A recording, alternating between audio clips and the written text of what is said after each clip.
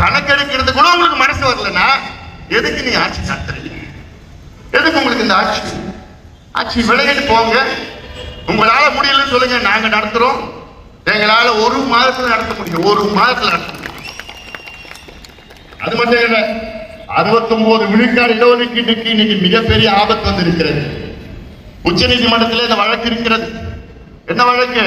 69 இந்தியாவில் எந்த மாநிலத்தில் 50 விழுக்காடுக்கு மேல இடஒதுக்கீடு கிடையாது. இந்த 10% இடபிள்யூஎஸ் வருவதற்கு முன்பு. அதனால ஆனால் தமிழ்நாட்டில் மட்டும் 69 விழுக்காடு இடஒதுக்கீடு இருக்கிறது.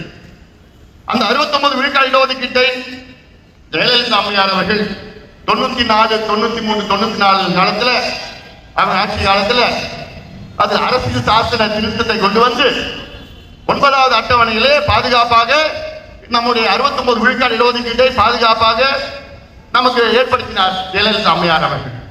இது மிகப்பெரிய சாதனையா நான் பார்க்கிறேன். இதை பத்தி எத்தனை மக்களுக்கு தெரியுதா தெரியல, இதை பத்தி அதிமுகவுக்கு தெரியுதா தெரியல. அதன் பிறகு தொடர்ந்து நமக்கு வந்துட்டு இருக்கு. ஆனாலும் இதை எதிர்த்து உச்ச நீதிமன்றத்தில் வழக்கு போட்டார்கள் 2007. அந்த வழக்கு 2010 ஒரு தீர்ப்பு வந்தது. அந்த தீர்ப்பின்படி என்ன சொன்னாங்க உச்ச நீதிமன்ற நீதிபதி, குறிப்பா தலைமை நீதிபதி என்ன சொன்னாங்க தெரியுமா? தமிழ்நாட்டில் உண்மையிலேயே 69 விழுக்காடு இடம் அங்கே தாழ்த்தப்பட்ட பழங்குடி மக்கள், மிகவும் பிற்படுத்தப்பட்ட சிறுபான்மை மக்கள் இருக்கிறார்களா என்ற கேள்வி எழுப்பினார். யாரு? உச்ச நீதிமன்ற தலைமை நீதிபதி. 69% மக்கள் இருக்கிறாங்களான்னு கேட்டார். எந்த கணக்கில் நீங்க சொல்றீங்கன்னு கேட்டார் நீதிபதி. ஒரு ஆண்டுக்குள் கணக்கெடுப்பு நடத்தி அதை உறுதி செய்யுங்கள் சொன்னார் நீதிபதி. 2010, இன்னைக்கு 2024, 14 ஆண்டுகள் இருக்கிறது. அதன் பிறகும் 2 வழக்குகள் உச்ச நீதிமன்றத்தில் தொகுத்தார்கள். யாரு? இந்த இடஒதுக்கீடு எதிரிகள். அந்த வழக்கு இப்ப உச்ச நீதிமன்றத்தில் என்னைக்குனா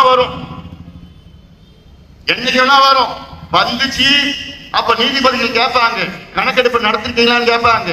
இவங்க என்ன சொல்லுவாங்க? இல்லைங்க சொல்ல போறோம். உடனே என்ன பண்ணுவாங்க உச்ச நீதிமன்ற நீதிபதிகள்? நீங்க கணக்கெடுப்பு நடத்துற வரைக்கும் நான் இந்த 69 விழுக்காடு இடஒதுக்கீடு ரத்து பண்ண போறேன்னு சொன்னாங்கன்னா என்ன ஆகும் தெரியுமா? என்ன ஆகும்? அன்னைக்கே திமுக ஆட்சி கலையும். அன்னைக்கே திமுக ஆட்சி கலைக்கப்படும், கலைஞ்சிடும், விரட்டி அடிக்கப்படுவார்கள். கட்சியே முடிஞ்சு போச்சு, அவ்வளவுதான். இனி ஜென்மத்துக்கு ஆட்சிக்கு வர முடியாது. இது மட்டும் ஞாபகம் வச்சுக்கங்க. முதலமைச்சருக்கு ஸ்டாலின் அவர்களுக்கு நான் சொல்றேன், ஏன்னா இதெல்லாம் சாதாரண பிரச்சனை கிடையாது. உங்களை சுத்தி இருக்கிறவங்க உங்களுக்கு தவறான முறையில வழி நடத்துகிறார்கள், தவறான ஆலோசனைகள்லாம் சொல்லிட்டு இருக்கிறாங்க. இது மிக மிக முக்கியமான பிரச்சனையா நான் சொல்றேன். 69 விழுக்காடு இடஒதுக்கீடு இது எங்களுடைய உரிமை.